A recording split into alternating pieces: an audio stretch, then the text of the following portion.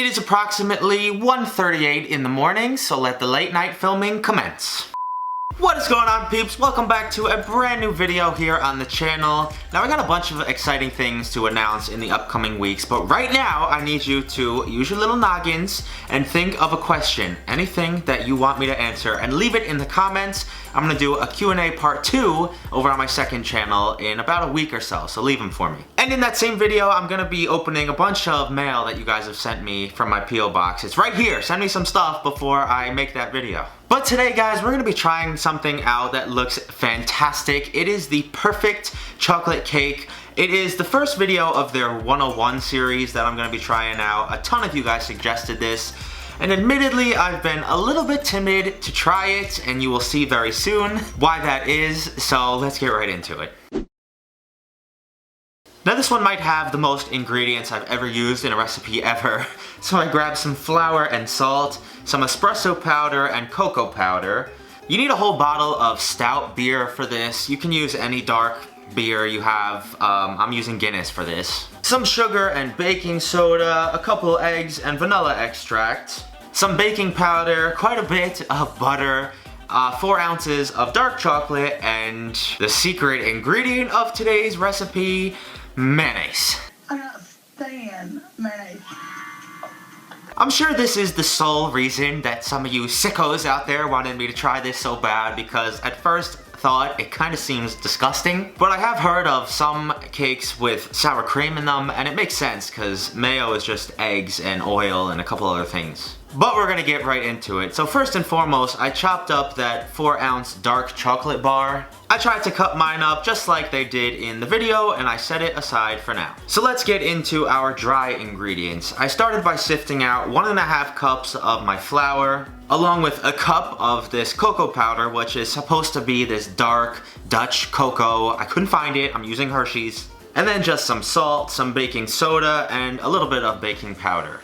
I gave that a light mix just to roughly incorporate everything, and I set that off to the side as well. Third today is our wet ingredients, so I'm gonna start with this whole bottle. It's supposed to be 1.5 cups of stout, and I just so happen to have bought a 6-pack, so into the beer I added in a tablespoon of that good quality vanilla, and then a tablespoon of the espresso powder, which I'm kind of hoping the flavor of this isn't going to cut through the rest of the cake, but we will see. And now that we have that prepared, it is time to bring it all together. And look at me taking all your expert advice and cracking eggs separately in a separate bowl, even though I don't even need to separate them for this video, so why am I bothering? But into the largest bowl I could find in my house, I threw in 2 sticks or 1 cup of butter, 1.5 cups of sugar, and I beat this till no tomorrow. I think I had it on like my 5 or 6 setting on the mixer and gave it at least like 7 or 8 minutes. Afterwards, I added in 1 egg at a time, mixing in between each one because the butter can only absorb so much liquid, I know. And then once all 3 of your eggs are mixed in there, we can add the Mayonnaise. low-key, I was hoping that it wouldn't be this much mayonnaise in my cake batter. It is a 1/2 cup, but the Buzzfeed lady says we will not taste it, so in her we will trust. I mixed that in as well, and then you can begin the ever-grueling process of mixing your dry and wet ingredients into this your butter and sugar and mayonnaise mixture.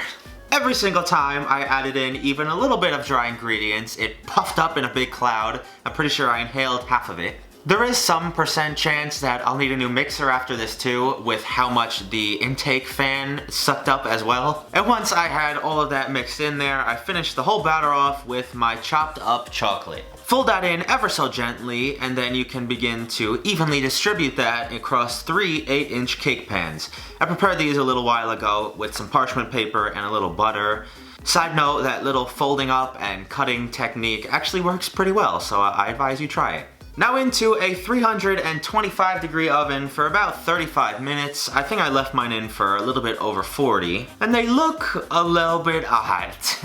The tops are a bit concave. I was hoping I wouldn't have to trim these to make them flat, but it looks like I might have to. We'll see. While they're cooling though, we can work on the chocolate buttercream, just when you thought we were almost done.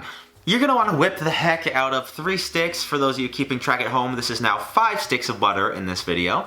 Add in a tablespoon of that good vanilla, a half cup of cocoa powder. Once again, this turned into a cloud. And then very slowly add in about 4.5 cups of powdered sugar. If it begins to get a little bit too clumpy, I added in some whole milk.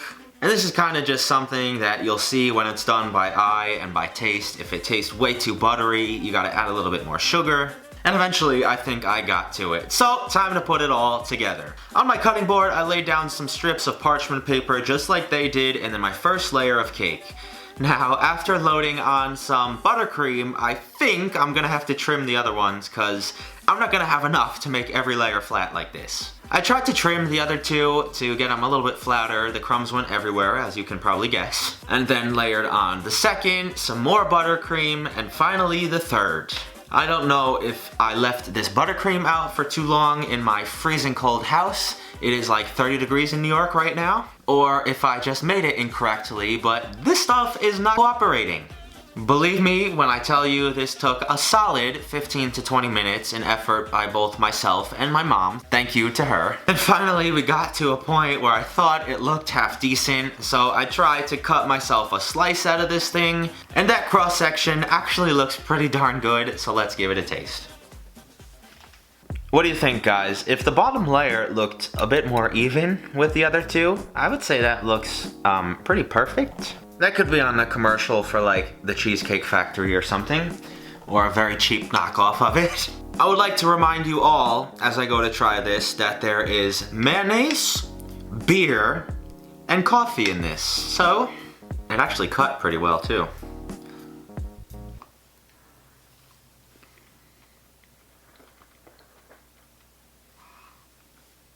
This is incredible. I did not think that I would say that. Oh my god. Genuinely, I'm flabbergasted. This is amazing. It's not super like sickly sweet. Like I could eat this whole piece and be very happy. It is a bit heavy though, but oh my god. You don't taste the mayo, for those of you curious. Now before I devour this entire thing and look like a slob on camera, absolutely no doubt, 10 out of 10. I wouldn't even know what to change. This is perfect. Good job. Hope you guys enjoyed today's amazing recipe. It's been a long time since we had one that good, so leave me a like for it. Don't forget to ask me some questions for my Q&A over on my second channel. Again, my P.O. box is right here. Follow me on Twitter and Instagram. Let me know what I should do next week. And other than that, have an awesome rest of your weekend, and I'll see you right back here next time.